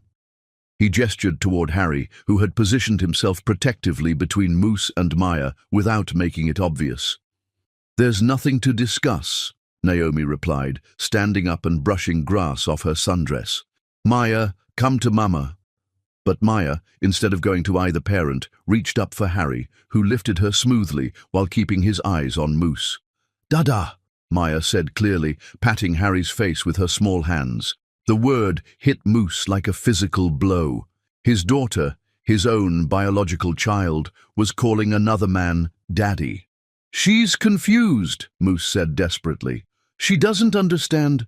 "She understands perfectly," Naomi said quietly. "She calls the man who takes care of her Daddy. Biology is just genetics, Moose. Family is built through love and presence. But he's her real father." "Harry is her real father," Naomi interrupted, her voice firm but not unkind. "You're her biological father. There's a difference." Harry, who had remained silent throughout this exchange, finally spoke. "Moose, he respects your relationship with Maya, and he hopes you can build something meaningful with her as she grows up. But right now, she needs stability and consistency, not confusion about who her primary caregivers are." "Primary caregivers?" Moose's voice rose dangerously. "She's his daughter." Maya started to whimper at the angry tone, and Harry immediately began bouncing her gently while humming a lullaby that clearly calmed her. The contrast between Harry's immediate focus on Maya's comfort and Moose's focus on his own emotions was stark and damning. "She is your daughter," Naomi agreed, "and she always will be. But she's also a little girl who needs peace and security, not adults fighting over her. If you want to be in her life, you need to prove you can put her needs first." "And what about your needs?" Moose asked bitterly. "What about what you're giving up by settling for him instead of fighting for your marriage?" Naomi looked at Harry, who was now singing softly to Maya while she played with his watch, completely absorbed in making her happy. Then she looked back at Moose. "She's not settling," she said simply. "She's choosing. Every day she chooses a man who shows up consistently, who treats her with respect, who loves Maya like she's his own. She's not fighting for a marriage anymore, Moose. She's building a partnership." "With him?" Moose's voice was full of disbelief and contempt. "With the man who's never lied to her, never betrayed her trust, never made her compete for his attention."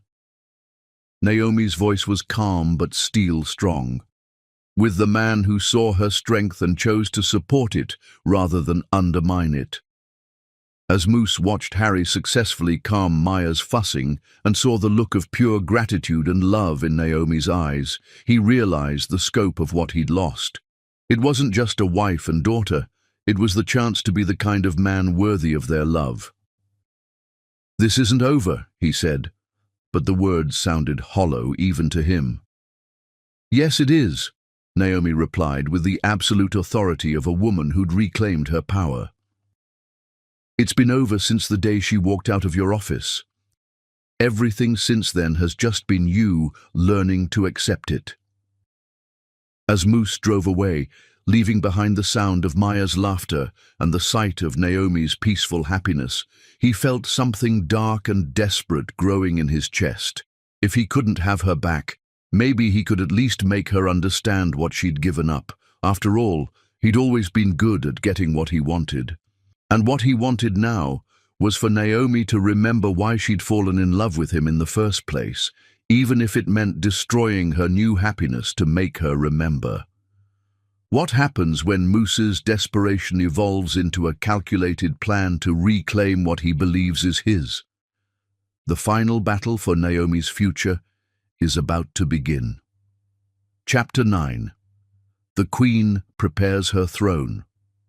As 31-year-old Naomi planned the engagement party that would crown her transformation from betrayed wife to celebrated queen, she had no idea that across Atlanta, her desperate ex-husband was planning his final, pathetic attempt to destroy her happiness. The morning Georgia sun streamed through the floor-to-ceiling windows of Gurma Design's expanded offices in Buckhead as Naomi stood before a conference table covered with plans, sketches, and vendor contracts. But these weren't building designs. They were the blueprints for what would become the most talked-about engagement celebration in Atlanta's social history. "Maya, sweetheart, what do you think of these flowers?" Naomi asked her 2-year-old daughter, who was sitting in her special chair at the conference table, carefully arranging plastic blocks while helping with the planning.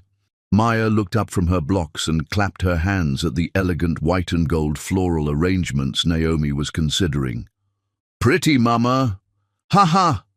Maya babbled excitedly as the office door opened and Harry walked in carrying coffee from Naomi's favorite cafe and a small gift bag for Maya. "Good morning, beautiful ladies," Harry said, kissing Naomi softly before scooping Maya into his arms. "How's the party planning going?" "She's creating something spectacular," Naomi said with deep satisfaction, gesturing to her elaborate plans spread across the table. "The venue is confirmed, the Swan House at Atlanta History Center with the gardens for the ceremony. The guest list is at 400 and growing, and the surprise she has planned." Her smile was mysterious and powerful. "Should he be nervous?" Harry teased, though his eyes showed complete trust in whatever she was orchestrating. "Only if he's planning to change his mind about marrying her," Naomi replied, standing on her tiptoes to kiss him properly while Maya giggled and tried to push their faces together. "Never happening," Harry murmured against her lips. "He's the luckiest man in Georgia, and he knows it."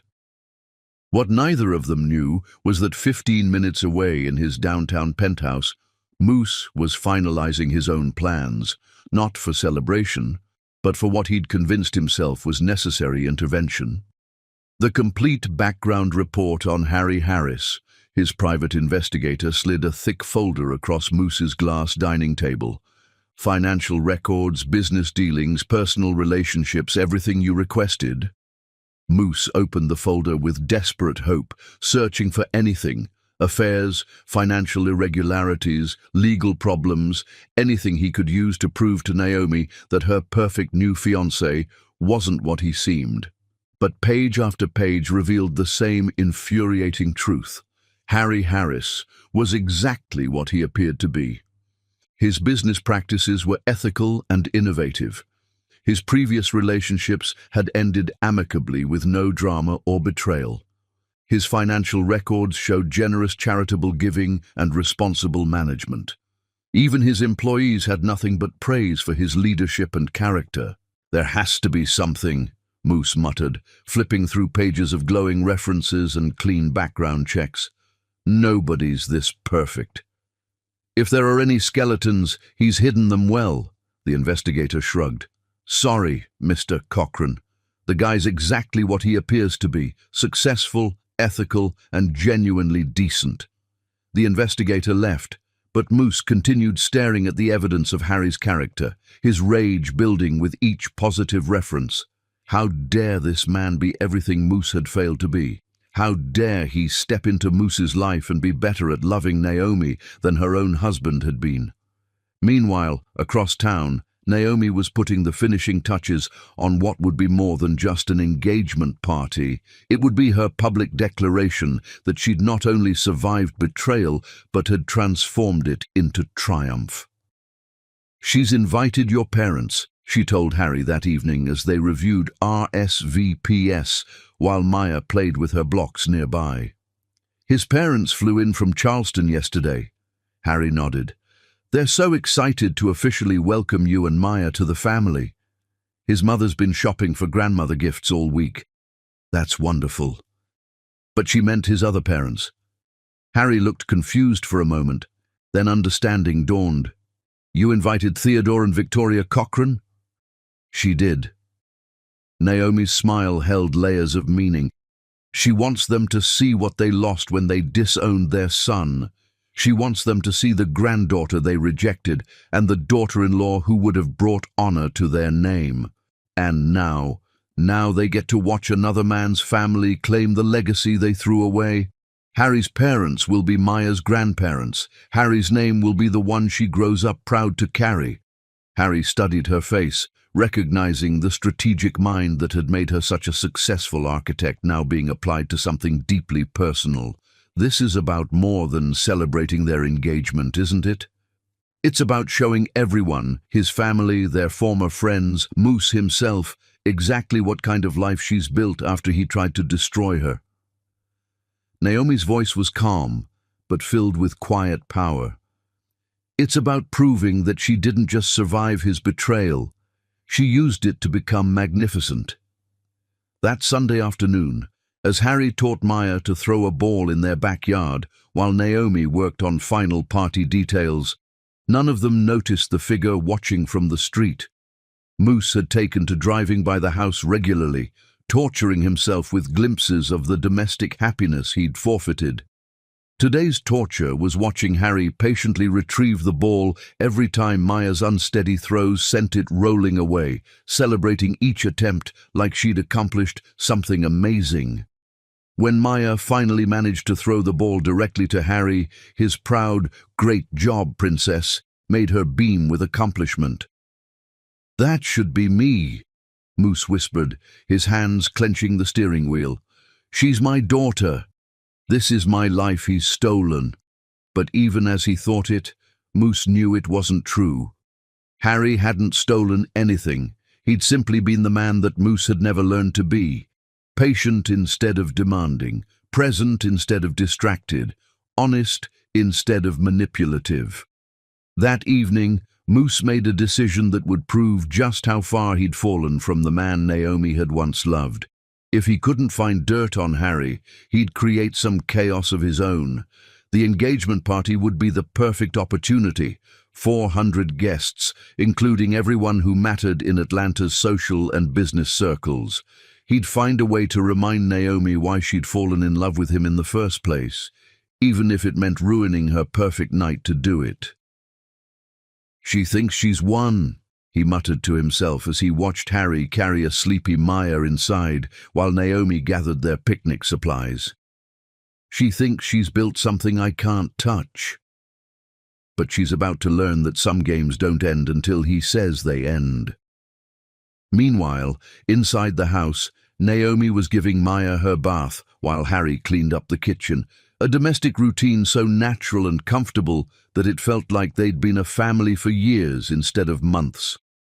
"She's nervous about Saturday," Naomi admitted as she toweled off a giggly Maya who was trying to splash water everywhere.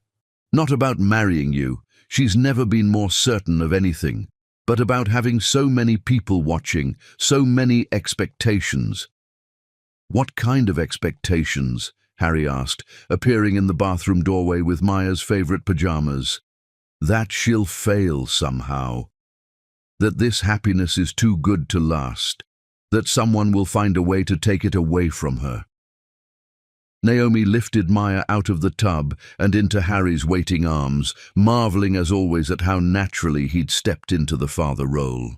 "Nobody's taking anything away from you," Harry said firmly, expertly wrestling Maya into her pajamas while she giggled and tried to escape. "You built this life, Naomi. You earned this happiness, and anyone who has a problem with that can answer to him. Even if that someone is Moose?" Harry paused in his pajama duties, meeting her eyes seriously. "Especially if it's Moose. Maya, tell Mama that Daddy Harry doesn't let anyone hurt his girls." "Dada no hurt," Maya repeated proudly, clapping her hands.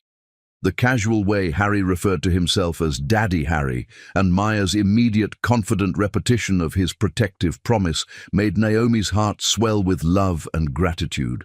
This was what security looked like, not grand declarations or expensive gifts, but quiet, consistent protection and love. Later that night, after Maya was asleep and they were reviewing final party details, Naomi showed Harry the surprise she'd been planning. "She bought something," she said, pulling out official-looking documents. "Something that will make Saturday night very special." Harry studied the papers, his eyes widening in amazement. "You bought the old Cochrane estate? The family mansion in Brookhaven?" She did. "It went up for auction last month when the new owners defaulted on their loan. She outbid everyone else." Naomi's smile was triumphant and satisfied. "It's going to become the headquarters for the Germa Harris Foundation. But how did you... The estate must have cost millions." "Her firm has been very successful, and she's been saving and investing wisely. Plus, she had some help from her new business partner." She leaned over and kissed him softly. "Surprise, you're now co-owner of a historic Atlanta mansion." Harry was speechless for a moment, then started laughing. "You magnificent, brilliant, absolutely incredible woman. Do you realize what you've done? She's taken back what should have been Maya's inheritance anyway. The Cochrane estate will belong to a Cochrane again, just not the one anyone expected." "And Moose? Does he know?" "He will on Saturday night, along with everyone else." Naomi's eyes sparkled with anticipation. "She's going to announce it during her speech, right after you propose. The estate where his great-great-grandfather built the family fortune will now be dedicated to helping single mothers build their own empires." "That's not revenge," Harry said admiringly. "That's poetry."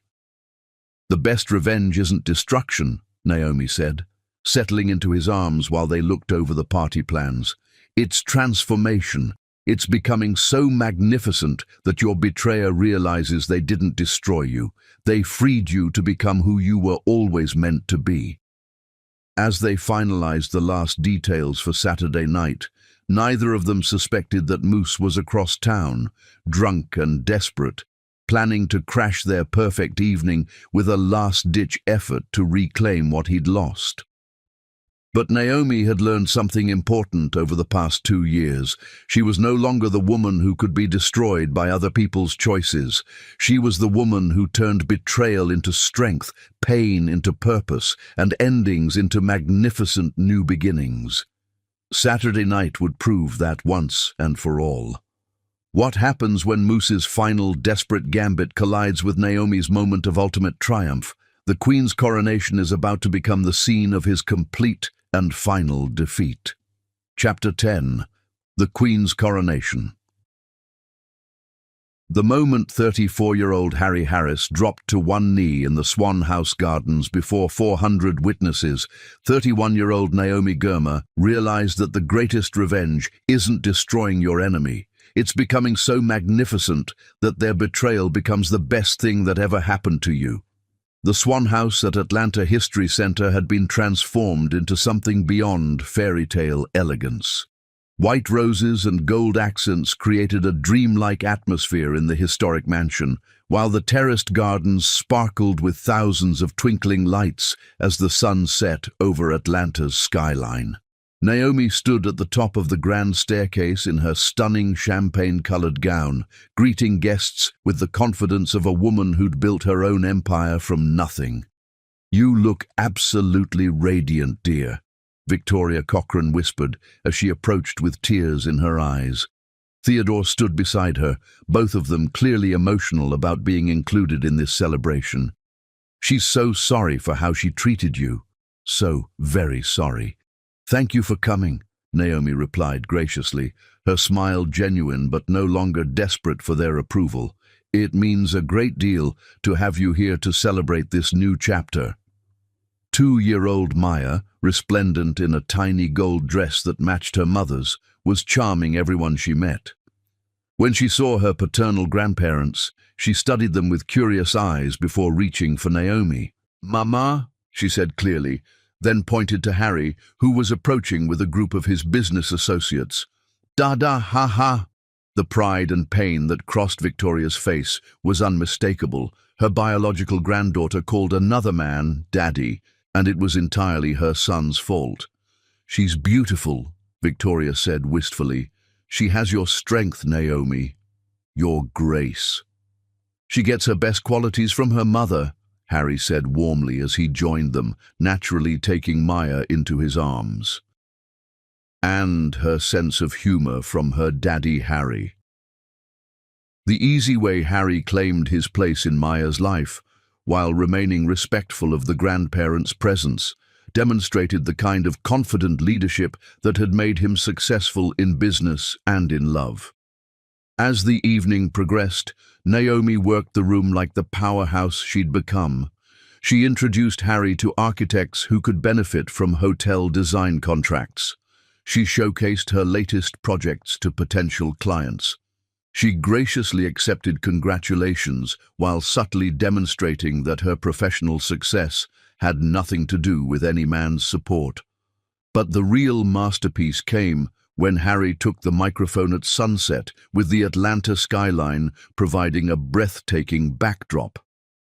2 years ago," Harry began, his voice carrying clearly across the garden, "a wise woman told him that love without respect is just obsession. Tonight, he wants to tell you about what love with respect actually looks like." The crowd quieted, sensing this would be more than a typical engagement speech. Naomi Girma is the strongest person he's ever met, not because she's never been hurt, but because she transformed that hurt into something beautiful. She took betrayal and built trust. She took abandonment and built security. She took pain and built purpose. Naomi felt tears threatening as Harry continued, Maya content in her arms while 400 people listened to her worth being proclaimed publicly. She didn't need him to complete her, she was already complete. She didn't need him to save her, she'd already saved herself. She just needed someone worthy of standing beside the queen she'd become. That's when Harry dropped to one knee in front of everyone, pulling out a ring that sparkled in the garden lights. "Naomi Girma, will you marry him and let him spend his life proving every day that he knows how lucky he is?"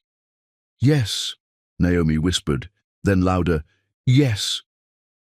As Harry slipped the ring onto her finger and the crowd erupted in celebration, the garden doors opened and Moose stumbled in, clearly intoxicated and desperate.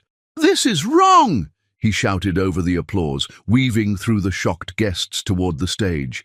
"She's his wife, the mother of his child. This is all wrong." Instead of panic or embarrassment, Naomi felt only calm certainty. This was the moment she'd unconsciously prepared for. "Moose," she said into the microphone, her voice carrying to every corner of the garden. "How unexpected." "Naomi, please," he slurred, approaching the stage while guests recorded everything on their phones. "He loves you. He made mistakes, but he can fix this. They belong together." "They did belong together," Naomi replied with devastating calm, "until he chose to belong with someone else. Now she belongs with the man who chose her completely and honestly." "Harry doesn't know you like he does," Moose insisted, swaying dangerously. "He can't love you the way—" "You're absolutely right," Naomi interrupted, and hope flickered in Moose's eyes. Harry doesn't love her the way you did. Harry's love doesn't come with lies or betrayal or competing with other women for basic fidelity. The crowd began murmuring, and Theodore Cochrane stepped forward to try to escort his humiliated son away, but Moose shook him off. "You don't understand what you're giving up," Moose shouted desperately. "She understands perfectly," Naomi replied. "She's giving up uncertainty for security. She's giving up manipulation for honesty. She's giving up being grateful for scraps of attention, for being cherished completely." That's when Naomi played her final card. "There's one more announcement," she said to the crowd, her voice bright with triumph. "Today, she finalized the purchase of the historic Cochrane family estate in Brookhaven." Gasps rippled through the guests. The Cochrane estate was legendary, 5 generations of family history that had been lost to financial mismanagement. The estate will serve as headquarters for the Germa Harris Foundation for Single Mothers, but more importantly, it will be Maya's inheritance. Her daughter will grow up in the home that represents Atlanta's history, a legacy she'll teach Maya to honor through service and authentic love. Victoria Cochrane stood up suddenly, her voice shaking with emotion. "May she speak?" Naomi nodded graciously. "She wants everyone here to know," Victoria announced to the silent crowd, "that Naomi Germa is the daughter she always wanted and was too prejudiced to embrace. If her son was too foolish to treasure this remarkable woman, then she's grateful Harry Harris was wise enough to see what they missed." The emotional declaration from Moose's own mother was the final blow. As applause thundered through the garden, Moose looked around at 400 people celebrating the woman he'd discarded, watched his own parents claim the daughter-in-law he'd lost, and realized that his punishment was complete. He hadn't just lost Naomi, he'd become irrelevant to everyone who'd once mattered to him. As security quietly escorted him out, Naomi took the microphone one final time. "To every woman who's been told she's not enough, who's been betrayed by someone she trusted, who's been made to feel grateful for love that came with conditions, you are magnificent exactly as you are. Don't let anyone convince you to accept less than you deserve." As Harry kissed her under the Georgian stars, while Maya clapped and their guests celebrated around them, Naomi understood that this was her true victory, not the destruction of her enemy, but the creation of something so beautiful that his betrayal had become the catalyst for her greatest triumph.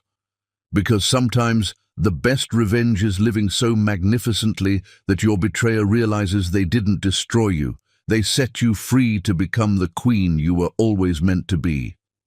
The end